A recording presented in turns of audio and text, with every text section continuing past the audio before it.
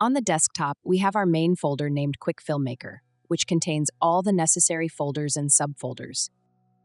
These folders are directly linked to the interface, so you can export films straight from QuickFilmmaker to platforms like YouTube, Facebook, TikTok, Instagram, or Vimeo. And whenever you export a film here, it automatically uploads to your channel.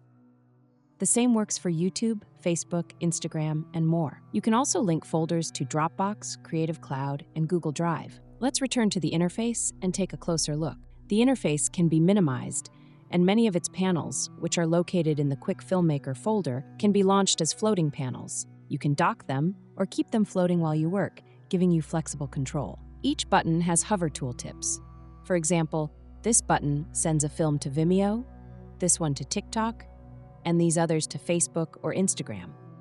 You can even Alt-Shift-Click to send 10 films with 10 different soundtracks at once.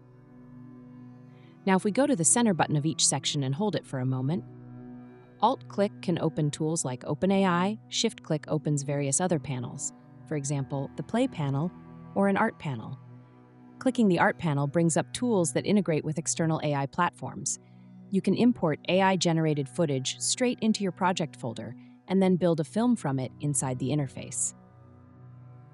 Let's minimize this and reposition the window. From here, we access our AI Channels tab. You can toggle between different AI panels.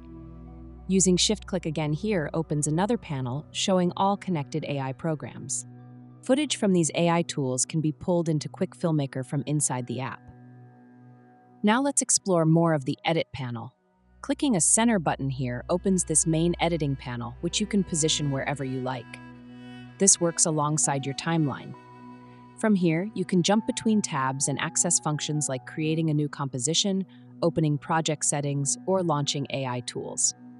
The center button here toggles between tabs, allowing you to work fluidly. You can use both this docked view and a floating tab, whichever is more convenient. This new panel here is another editing interface, giving you more flexibility to minimize or float as needed, and improving how you navigate and edit within both the interface and timeline. Now let's open the Composition Creation panel. Clicking here lets you select duration, choose the format, rename the composition, and set the frame rate. Let's create one.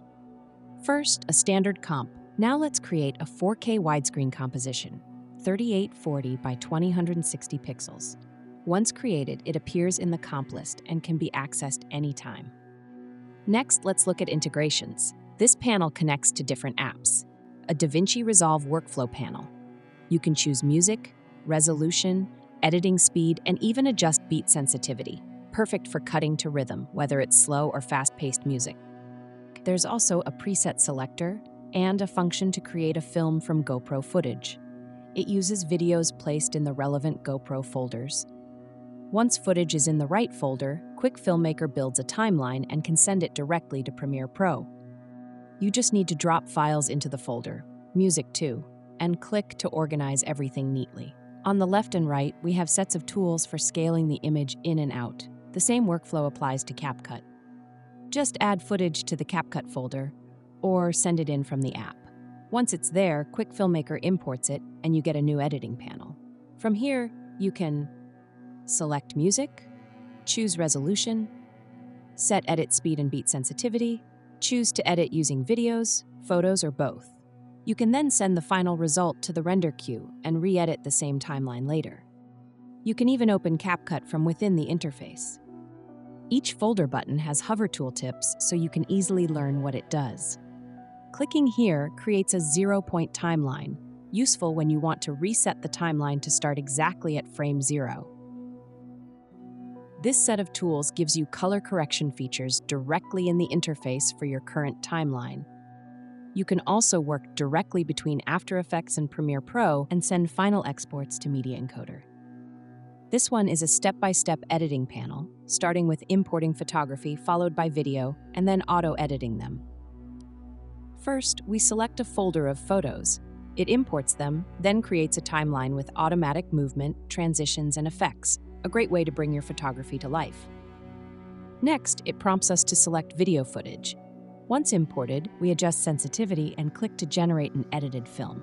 We can then add color correction, play the timeline, and make further tweaks. Here's the timeline now. There's also a button here that imports all footage from all folders, photos, videos, music, with one click. It organizes everything in your project panel and asks you to save your project. Now this is the magic button. Clicking it opens a panel for importing GoPro footage and launching a dedicated auto-editing workflow. You can pick music, adjust resolution, speed, and beat sensitivity, and generate a full film from GoPro or mixed media. There's an option to automatically apply color correction and send the film as a rough cut to Premiere Pro. Once again, we select our folders, and with a resolution like 1920 x 1080 and settings like a 5.9 edit speed and 38% beat sensitivity, we can generate a film. Then we apply color correction and fit everything to frame. You can play the sequence from here, and for the first time, it may need to run through. It's also good practice to regularly clean the media cache.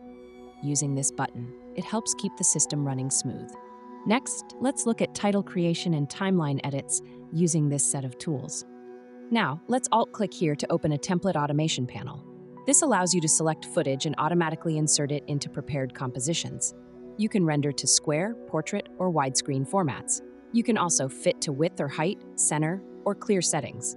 Clicking with Shift instead opens an AI panel. This connects to external tools like ChatGPT, InVideo, Luma, Leonardo, Midjourney, 11 Labs, Runway, and others for generative video, color correction, and more. Now these two buttons are especially interesting. In the Edit panel, Alt-click opens one custom toolset, Shift-click opens another, and Shift-Alt-click gives you up to 5 different customizable panels. You can assign any native After Effects function to a custom button. For example, let's assign the Solid function. Click to open the orange panel. Find Create Solid, copy and paste the script. Now the button creates a solid whenever it's clicked. You can do this with any function, animation tool, 3D settings, and more. You have 3 of these customizable tool sets. Each can contain 2 or 5 buttons depending on your workflow. Now back here, as we mentioned, this is the magic button. And this is a renaming panel that lets you rename imported footage for use in templates or organized timelines.